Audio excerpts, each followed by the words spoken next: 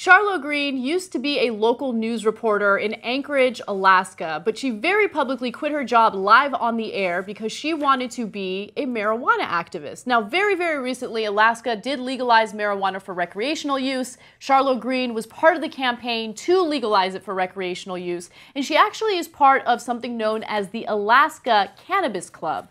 Now, unfortunately, local authorities recently raided the Cannabis Club because they thought that there would be illegal marijuana sales there. Even though voters did legalize marijuana for recreational use, that hasn't come into effect yet because the state lawmakers need to decide what the regulations will be on that recreational marijuana. So cops apparently raided the facility because they thought that, hey, maybe they're selling recreational weed even though they're not supposed to be. Now, according to the reports, Associated Press says that the police took marijuana and impounded a Dodge Dakota and a Jeep Liberty on Friday. And if you know anything about civil forfeiture, that probably means that the local police department will get to profit from keeping those things.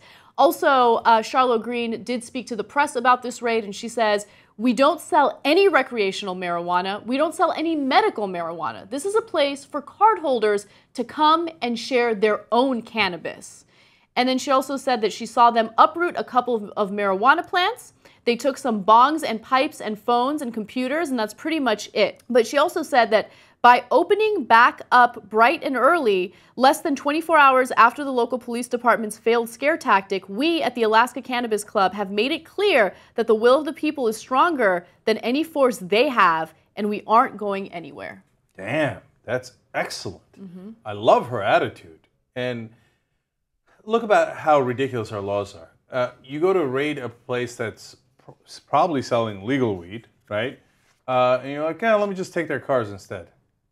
It's ridiculous. So, wait, but the cars have nothing to do with this. Like, the original idea behind this law theoretically was, if a guy's selling pot out of his car, he's using the car while selling the pot, that's part of the crime, we're going to impound the car, right?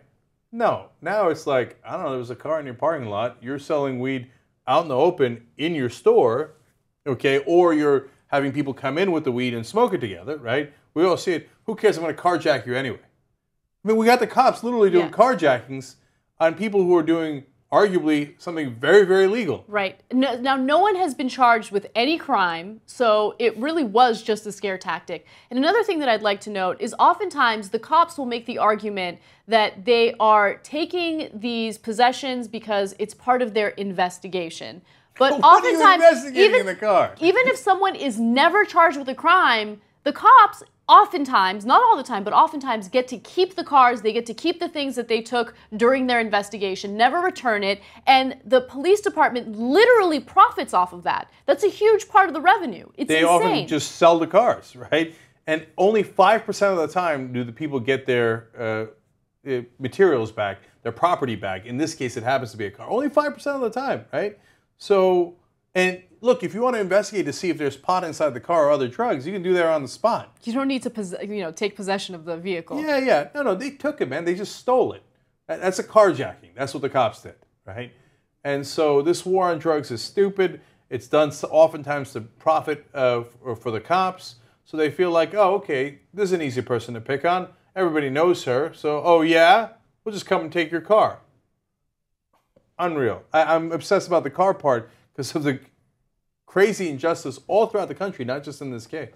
And I just want to give Charlo Greene props. Because one of the reasons why she quit her job as a reporter was because she had to report on the drug war. And it was something that obviously she had some bias in, some sort of vested interest in. And so she quit her job in that regard. But also, she's feisty. And I love that. I love that she's a fighter and she's not going to let the intimidation by the local police department stop her from doing what she knows she should be able to do.